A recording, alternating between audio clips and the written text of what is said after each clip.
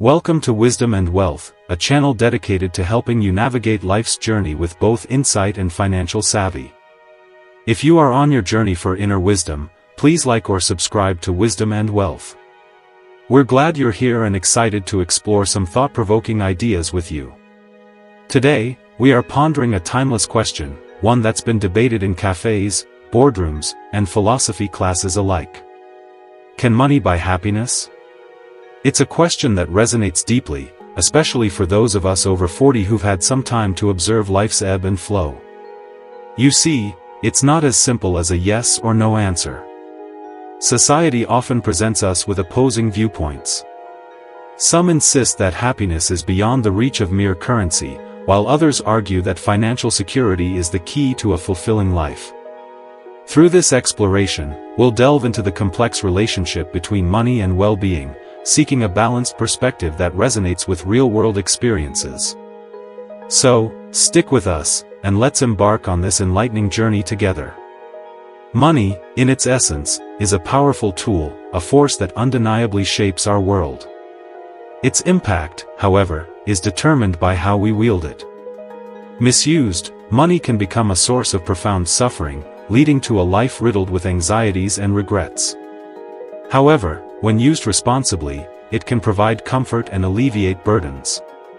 Even more importantly, when directed with intention and generosity, it can unlock a unique kind of happiness. This isn't just about material possessions, it's about how money can be a vehicle for positive change, both in our lives and the lives of others. The key lies in understanding the distinction between fleeting pleasures and genuine happiness, and in using our resources in ways that align with our values and contribute to the well-being of those around us. Remember, money is a tool that can be used for both good and bad. Now, remember that some individuals exploit money for unethical purposes, but the eventual outcome of such actions is invariably pain and hardship. On the other hand, many use money in a conventional way, obtaining items and pleasures they desire. This might involve buying opulent vehicles, lavish clothing, or luxurious homes, leading some to believe they've attained happiness. However, there's a crucial distinction to understand: this is not happiness, but rather pleasure and comfort. These are fleeting and, ultimately, unsatisfying. Remember that true happiness goes deeper than mere material possession. If you are finding value in this discussion, please take a moment to like or subscribe to Wisdom and Wealth. Consider the nature of comfort. It's impermanent. A delicious meal is savored and then gone. The thrill of driving a fancy car fades as newer models appear, or the car itself begins to age and break down. Similarly, the allure of luxurious clothing diminishes over time. Material pleasures, all the things we acquire, only offer temporary gratification. This begs the question, what happens when these pleasures inevitably fade? The answer is often suffering. The mind remains restless, craving the next fleeting experience, unable to find lasting contentment in the impermanent. This constant chase after pleasure leaves us perpetually unsatisfied. So, what truly leads to lasting happiness? Is there a way to use money that provides lasting value? Yes, absolutely. When we use our money to make a positive impact on the lives of others, we tap into a profound source of joy and fulfillment. Imagine purchasing food and giving it to someone who is hungry. Imagine using your resources to help people in need. What feelings arise within you? Happiness, most likely. And this happiness has a different quality. It has a lasting power. It stays with you long after the act of giving. This kind of happiness creates beautiful memories and fills life with joy. Reflecting on your life's journey, if you find many moments where you acted with generosity, kindness, and a genuine desire to help others, these memories will bring you lasting happiness. Your heart will fill with a genuine and a feeling of satisfaction, knowing that you used your resources to make a difference. This doesn't mean you can't enjoy the comforts of life, it simply means finding fulfillment by helping those around you. If you are on a journey to find wealth and wisdom, please like or subscribe to Wisdom and Wealth. Therefore, when money is used wisely, it can indeed be a source of happiness. However, it's crucial to differentiate between pleasure and happiness. Material possessions provide pleasure, but because they are impermanent, they lead to suffering when they change or disappear. But when money is used generously, to do good deeds, motivate, inspire, or uplift others, it brings lasting happiness. Don't mistake fleeting pleasure for genuine happiness. Use your money wisely and discover true happiness. And always be ready for our videos because we share life lessons that will bring you wealth and wisdom. We often hear the phrase, "Let go of attachments, and you will find happiness." While the sentiment is simple, putting it into practice is incredibly challenging. So let's explore the true meaning of detachment and how to approach it effectively. One misconception is that attachment stems from external objects, that happiness will follow if we simply let go of the things we are attached to. But Buddha never asked that you be attached to or detached from things. You see, the common interpretation of letting go of attachments often leads people to believe that they must relinquish the things they are attached to, assuming that attachment is caused by external objects. In other words, if you rid yourself of those things, happiness will find you. Some hear the Buddha's words, "Let go of everything and you will be happy," as an endorsement of this view. But, the truth is that the Buddha never said you should let go of the things you are attached to. Instead, he encouraged a different approach, understanding and accepting that one day, you will have to part with everything around you. Realizing this truth and living in accordance with it is the key to true detachment. Attachment isn't an object, it's a state of mind. As human beings, we're surrounded by things we use and interact with. So, if we were to detach from the things around us, we would be unable to do so because even our bodies are things we use. In reality, attachment is not rooted in things themselves, but in our minds. Desire and the thoughts about things create problems in our mind. Instead, Buddha said, they are not sensual pleasures. The pretty things in the world. A person's sensual pleasure is lustful intention. The pretty things remain just as they are in the world, but the wise remove the desire for them. Buddha's point is that we should let the external world exist as it is. But, detach from our desire to want it to be ours. In other words, the problem lies in wanting something to be permanent. How do we solve that? If you are feeling grateful for the gift of this wisdom, please like or subscribe to Wisdom and Wealth. Well, everything is subject to change. Everything is impermanent. Wanting things to be permanent is where we suffer. Now, if we let go of the desire, will we be able to enjoy the things around us? We can indeed. The Buddhist understanding of desire is that we are mentally attached and we think these things are ourselves and that we own them. It is like a cow dragging a rope around its neck. The cow pulls one way, we pull the other way. What happens to our hand? It hurts. It hurts because we are gripping the rope so tightly and because we are not ready to let go. At first, letting go of the rope seems scary because we think we might lose the cow. But, in reality, if we simply let go, yes, the cow may run for a distance, but it will always come back. Even in life, letting go of attachment seems scary at first. However, if we realize that we have gained nothing in this life and we have lost nothing, it is much easier to let go. The reality is that we are not owners of anything in life. We came to this life owning nothing and we will leave this life owning nothing. In this short time, we are just using the things around us. So, how can we train our minds to let go of attachments? Well, the first step is to understand the true nature of life. This is where you can achieve real wealth and wisdom. The true nature of life is that every experience, every feeling, everyone in our life is subject to this inherent nature of change. In other words, we are constantly changing. Once you understand that life is nothing but a bunch of changes, you will understand that there is nothing to hold on to as permanent. This is because life is undergoing constant change. Now, we can see that there is value to following Wisdom and Wealth, so please like and subscribe. Realizing that no one, nothing, no feeling, no experience stays forever in life makes you realize that thinking about life as permanent and wanting things to be permanent is nothing more than an illusion of the mind. We are being deluded from our ignorance. Imagine you are going to a magic show. As long as you don't know how the magic is done, you are fooled. But, once you befriend the magician, the magic is no longer magic. You can still watch the magic show and you can still enjoy it. You just know how it is done. In the same way, when you realize that you cannot find permanence in this world, you can enjoy life, you can live life in a wiser, more experienced, and more mature way. So, with this understanding, you can begin to realize the nature of attachment. This realization will lead you to understand yourself and the world around you. As a result, you will more easily enjoy the world in a wiser and more mature way. By understanding this constant change in your life, you can let go of your attachments, you can let go of the thought of wanting things to be permanent. Then, the process of letting go becomes much easier. So, understand that when we let go, we don't let go of things, we let go of the mental and the emotional attachment towards things. We let go of the craving towards things to wanting things to be permanent. When you realize this, you can let go of attachments and expectations very easily. And so, stay tuned for more ways to stay wealthy and wise.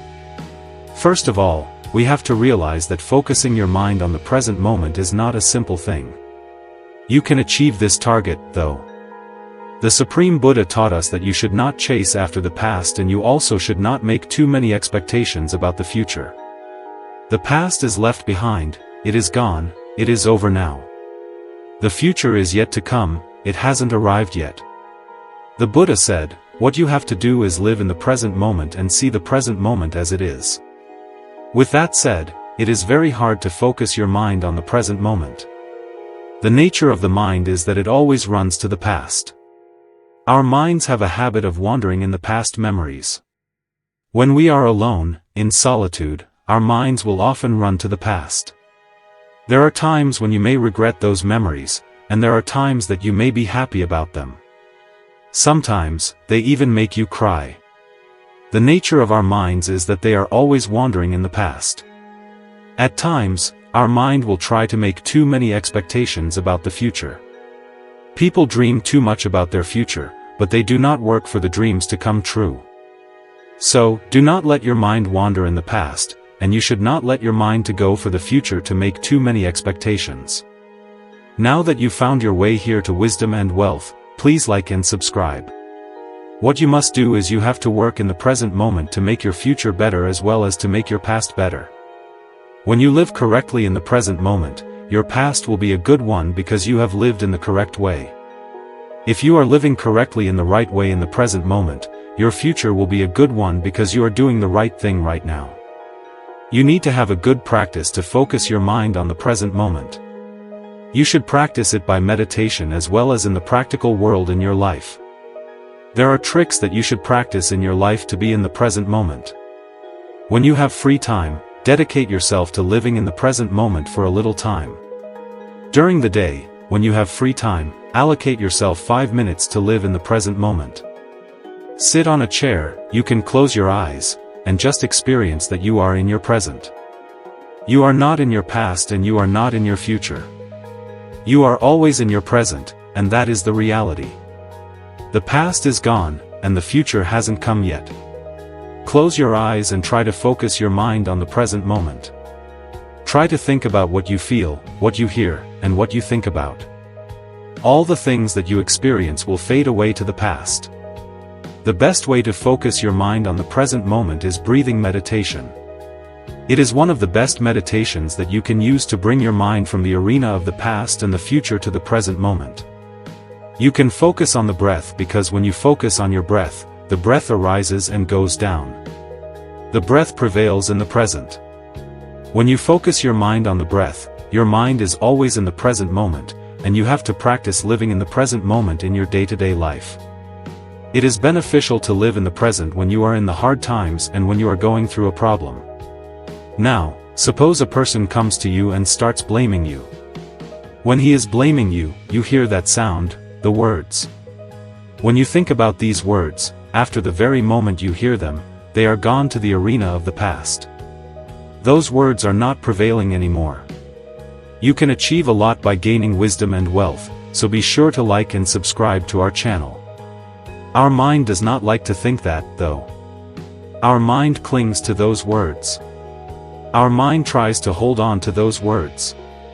Our mind makes a loop to bring back all those thoughts and all those words to our mind again and again. That is why we are suffering, and that is why we feel hurt. If we can realize the reality that all these words have gone to the past, then you don't want to suffer. Because it has gone to the past, you cannot do anything about that. Our minds are not ready for that, though. What you have to do when someone blames you, realize that all those things are impermanent and they are vanishing very quickly from your life. If you are living in the present moment correctly, doing the right thing, doing good things, you don't want to worry about the past and the future. Of course, you can make plans for the future. Just do not dream too much about it. Because the more we dream, it is like we are stopping our vehicle and looking at the road without driving. We will feel jealous about the achievers. Make your plans, make your goals, but just start working for it. The dream becomes a goal when you are working on it. If you live in the present doing the correct thing, you do not have to worry about the past and the future. In that way, you will have a life without regret and without worrying about the future or the past. Live your life in the present and be happy. Always trust that wisdom and wealth will help you achieve that happiness. It is easy to be patient when life goes smoothly, but our real patience comes into test in the middle of adversity. It is very difficult to practice patience for all of us. It is easier to say to be patient. It is easier to advise someone to be patient. To practice this is challenging. Although it is difficult, we have to practice being patient because it brings us happiness, calmness, and peace. In Buddhism, patience is considered as the greatest virtue. In Dhammapada verse 184, Buddha says patience is the highest virtue and that the one who harms others is not a monk. Bigger space is given to patience as a practice of an inner quality, not just to talk about it. So, what is patience? The Buddha says being able to put up with challenging situations and disagreeable experiences is patience. With that said, it is difficult to be patient. It will never be easy because that's the nature of all good practices in life. Buddha said that practicing the qualities is the most difficult thing that you have to do in your life. We have to practice this amazing quality, though. Being silent, tolerating, and enduring everything out of fear does not mean real patience. Patience comes with a deeper meaning of life. Be sure to stay tuned to Wisdom and Wealth to get those deeper meanings in life. Please like and subscribe. When someone has a deeper meaning in their life, it's easy for that person to be patient. Someone can see another being silent and say that they are patient, but that person may not have the power to do anything. Being patient out of fear is not true patience. The real patience comes when you understand that there is a beast inside you that is the anger, and if you are afraid of the anger to control your life, and if you can be patient in that situation by controlling your emotions, you can be called as someone with true patience. To practice such patience, you have to have a great dedication and endure hardships. Still, you will be patient because you believe that being patient is the greatest virtue that you can practice in life. You believe that you are much better than others. If you believe in that, you can truly be patient. To practice patience, Buddha says to think in a more deeper level of understanding. Suppose a person comes to you and treats you with rude words. How can you avoid that situation without worrying? You can look at this situation through the 3 marks of existence. The 3 marks of existence are anicca, dukkha, and an impermanence, suffering and non-self. Anicca is the understanding of impermanence, which says that everything in life is subject to change. There is nothing that we can hold on to that is not subject to change. Now that you've stumbled upon Wisdom and Wealth, please like and subscribe to get a deeper understanding of life. Once you understand this inherent nature of impermanence, it is easy to let go of anger and to be patient. If someone blamed you or treated you with rude words, at the moment you heard the voice, those words became impermanent. Why does we hear the same thing again and again in our minds? We keep creating the chain of thought and creating the anger in our mind. You hear from others, they abused me, they hurt me, and they treated me with these rude words. In reality, those words had been impermanent. The words that you heard from me before, everything has vanished, it doesn't exist. That is the reality of life. Once you are understanding this true nature of impermanence, it is easy to let go of the anger. What is the word that you have to hold on to now in this moment to be angry? There is none. The second thing we have to understand is dukkha, which often refers to suffering. The Buddha says that pain and suffering is a part of our life. You cannot remove that. You have to face that situation. Learn to be with it and learn to deal with it. That is how we can understand the suffering. Finally, we have to realize the nature of non-self. The Buddha says that there are things in your life that are out of your control. Not every time you are going to have everything according to your wishes. Once we understand this true nature of non-self, it is easy to accept the truth in life and to not worry about the things that we cannot control. If you look at your life in the 3 marks of existence, it is easy to practice patience, to love people, and to give kindness because we know that we are not going to last forever and we know that they are not going to last forever. What they did will not last forever and what they said will not last forever. We can let go of the anger and we can move on. We hope that these realizations will help you practice patience in your life. Keep this in mind and be patient. We hope you enjoyed Wisdom and Wealth.